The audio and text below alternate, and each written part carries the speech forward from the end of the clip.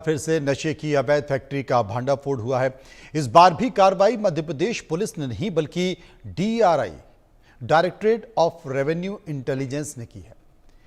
DRI ने इसका भांडाफोड़ करने के लिए ऑपरेशन क्रिस्टल चलाया और भोपाल के जगदीशपुर स्थित एक फैक्ट्री से 61.2 किलोग्राम एमडी को जब्त किया। इसकी कीमत करीब 92 करोड़ रुपया की गई है।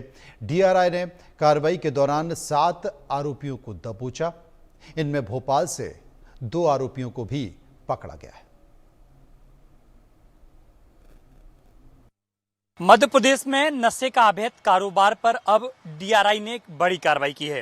राजधानी भोपाल में हाल ही में आपने खबर सुनी होगी जिसमें 1800 करोड़ से ज्यादा का ड्रग्स पकड़ा था, एक फैक्ट्री पकड़ी थी।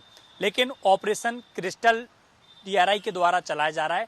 उस अभियान के तहत राजधानी भोपाल के इस्लाम नगर में एक फैक्ट्री और पकड़ी गई जिसमें लगभग 61 किलो 200 ग्राम 92 करोड़ रुपए का एमडी पकड़ा गया है।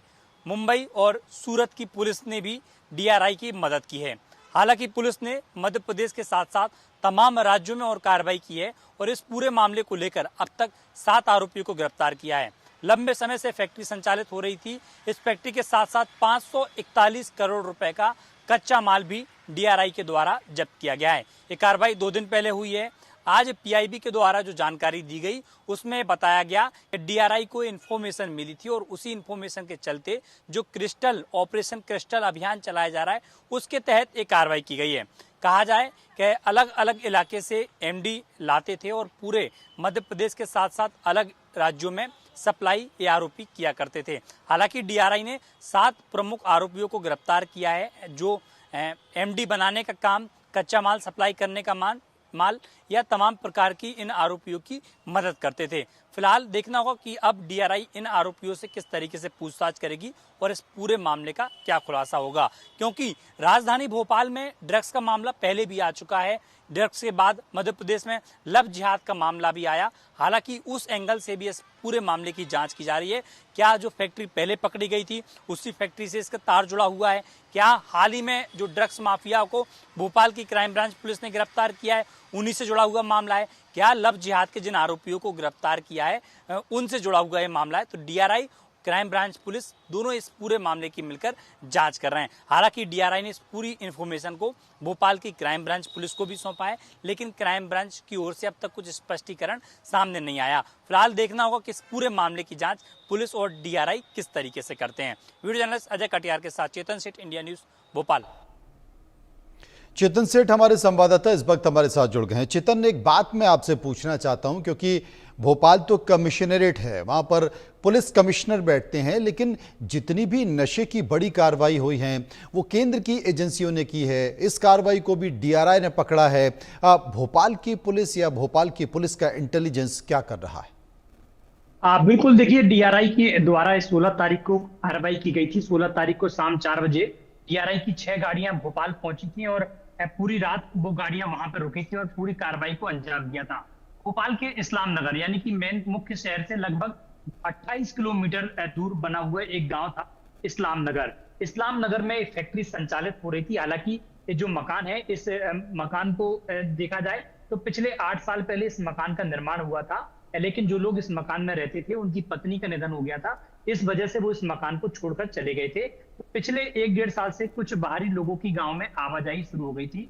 हालांकि कुछ ग्रामीण के जो लोग हैं आसपास, क्योंकि इस मकान के आसपास 15-20 मकान बने हुए हैं, लेकिन आसपास अगर 2 किलोमीटर के इलाके में देखें तो कोई भी गांव, वहां पर गांव या मकान नहीं, सुनसान मचा हुआ है, पूरे में खेत है। ऐसे में जब बाहर के लोगों का आने जाने का सिलसिला शुरू हुआ तो ग्रामीणों के द्वारा पूछा गया था कि आप क्या करते हैं और कहां से आते हैं, तो बताया गया कि फर्नीचर का काम यहाँ पर होता है।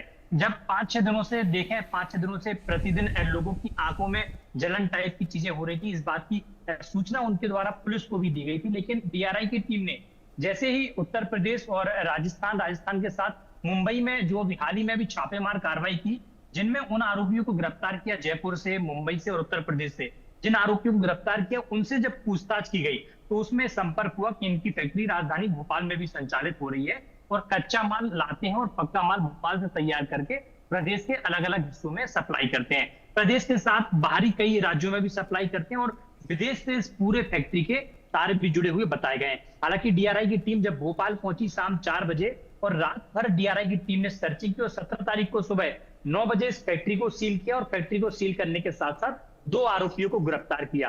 गिरफ्तार करने के बाद जब टीम यहां से चली गई उसके बाद क्राइम ब्रांच टीम को भनक लगी कि ऐसी भी कुछ कार्रवाई हुई। जब क्राइम ब्रांच की टीम वहां पर पहुंची, क्राइम ब्रांच की टीम ने पता किया, जब ये जानकारी मिली कि डीआरआई के द्वारा ही कार्रवाई की गई। यानी कि साफ कहा जाए कि केंद्र से टीम आई, भोपाल में कार्रवाई हुई और टीम लगभग 12 घंटे से ज्यादा भोपाल में रही, लेकिन भोपाल की पुलिस को भनक तक नहीं। ये बताती है कि मध्य प्रदेश पुलिस किस तरीके से काम कर रही है, क्योंकि पहले भी जब 1800 करोड़ का ड्रग्स पकड़ा था उसमें भी टीम दिल्ली से आई, सेंट्रल से टीम आई और कार्रवाई हुई। जब ड्रग्स की फैक्ट्री को सील किया गया उसके बाद भोपाल पुलिस को पता चल गया कि जब कार्रवाई हुई, यानी कि ये कहा जाए कि भोपाल में भले ही कमिश्नर प्राणी लागू हो, लेकिन पुलिस का डर बदमाशों में नहीं देखा जा रहा। बदमाशों के हौसले बुलंद है, किस तरह के अवैध कारोबार चल रहे हैं, चाहे वो ड्रग्स का मामला हो, लव-जिहाद की घटना हो या ड्रग्स सप्लाई की घटना हो। अलग अलग इलाकों में हम पिछले 6 महीनों से अगर खबरों की बात करें तो लगातार इस तरह की खबरें आने की, सेंट्रल से टीम आती है, मध्य प्रदेश में कार्रवाई कर जाती है, लेकिन मध्य प्रदेश की पुलिस को भनक तक नहीं लग पाती।